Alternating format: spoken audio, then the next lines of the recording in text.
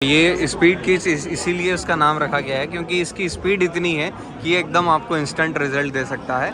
और ये जो किट है अगर आपको लेना हो तो ये यहाँ से भी ले सकते हैं और उसके साथ में मैं नंबर फ्लैश कर दूंगा, सर से आप बात कर सकते हैं और इस किट को आप घर बैठे मंगा भी सकते हैं। क्योंकि ये जो किट है ये हमारे किसान के लिए इसलिए ज़रूरी है क्योंकि जब वो फार्मर किसी दुकान से सामान लेकर के आता है तो उसमें उसे भरोसा नहीं होता कि जर्मिनेशन कितना है। तो इससे आसानी से आप चेक कर सकते हैं और सर को मैं बहुत बहुत धन्यवाद देना चाहूँगा कि आपने किसानों के लिए इतना अच्छा सल्यूशन एकदम समय पे निकाला है।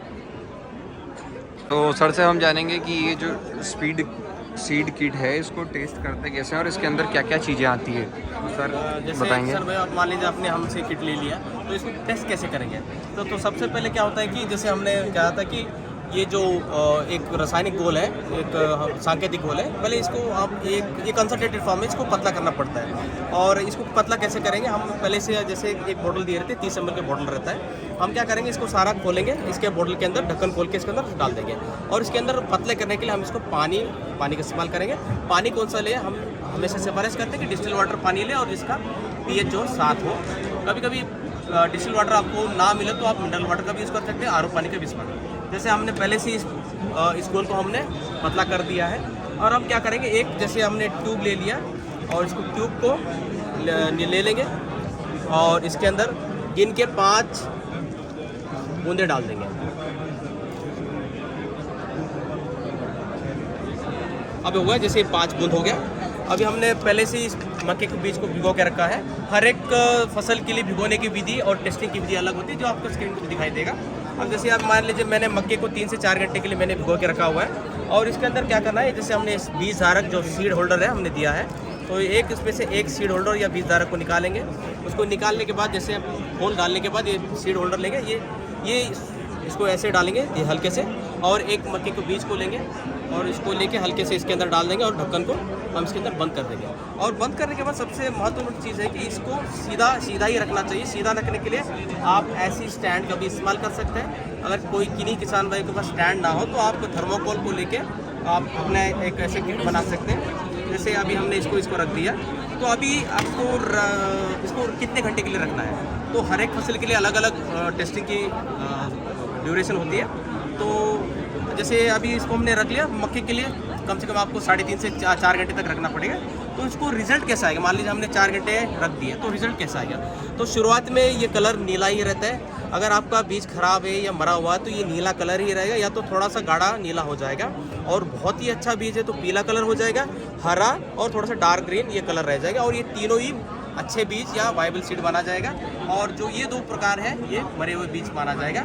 और इसका प्रतिशत आप भी निकाल सकते हैं। मान लीजिए आपने 100 बीज लगाइए और 100 बीज में ये 10 बीज मान लीजिए ये ऐसे निकले, इसका मतलब आपके 90% बीज आपके अच्छे हैं। इसका मतलब आपका सीड जो हमने खरीदा है और जो बनाए वो अच्छी क्वालिटी का। तो ये है किट जिससे आप इजीली घर पर जो 3-4 दिन में जर्मिनेशन आपका टेस्ट आता है उसको बहुत जल्दी 8 घंटे के अंदर अंदर कवर कर सकते हैं। ये टोटल टाइम सर 8 घंटे होगा अनाज को भिगोने से लेके टिल द रिजल्ट तक। हम तो टेस्टिंग के लिए 4 घंटे कहते हैं। हाँ। बट कैसा होता है, जैसे मसूर के लिए आपको 2 घंटे भिगोना होता है। हाँ। और 2 से 3 घंटे तक आपको टेस्ट करना पड़ता है। हाँ। कभी कभी वो वेरी करता है, अगर बहुत ही अच्छा बीज है तो जल्दी ही आपका कलर चेंज हो जाता है। हाँ। तो आपका 4 घंटे 6 से 4 घंटे आप बोल सकते हैं। तो ये स्पीड किट इसीलिए उसका नाम रखा गया है क्योंकि इसकी स्पीड इतनी है कि ये एकदम आपको इंस्टेंट रिजल्ट दे सकता है।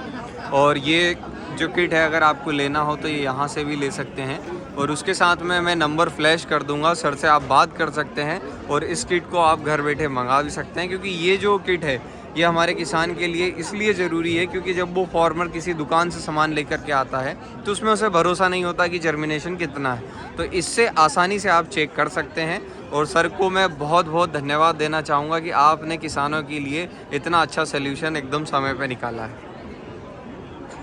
सर और एक बात हमें ये बताइए कि इस किट को हमें बार बार खरीदना पड़ेगा या क्या करेंगे तो हमें आसानी हो सके।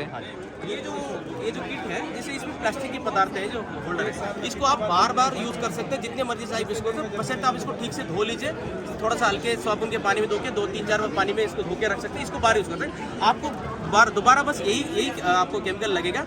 और जैसे हमने कहा था 1 ट्यूब के लिए आप 100 सीड, तो ये हम अलग से बेचेंगे।